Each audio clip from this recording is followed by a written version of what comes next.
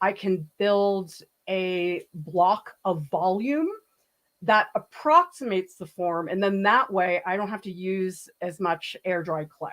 The mass I'm trying to get is in the body. The type of styrofoam you want to use, it really doesn't matter. Actually, the one that I really prefer, this one's a lot easier to carve. It's not as messy. This I just had.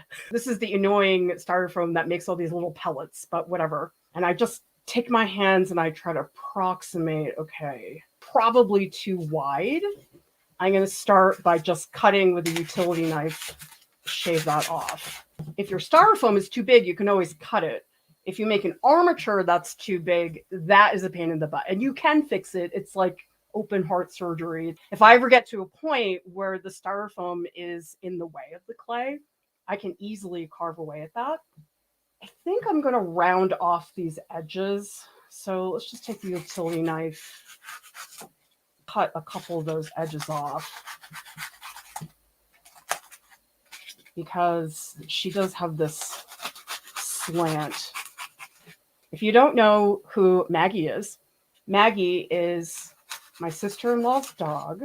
This is also a really helpful view because now I can see that the form is mostly in the front and the rear is a little bit less.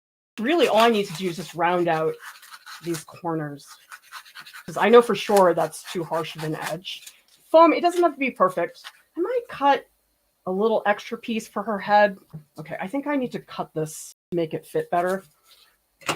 She looks like a turtle. And maybe in here, just cut a slight indentation for you guys to see. I think that approximates the shape of her body a little bit more. Sculpey air dry clay. Ugh. Getting the clay onto the base first. Thin layer to cover the styrofoam. I'm going to shave a little more off. So I'm going to take out the head because I don't think I think her head is like all the way over here. She's got a real twist to her body. I'm going to just slice off this back. But you can see how much the styrofoam is saving me. I mean, can you imagine if that was all clay?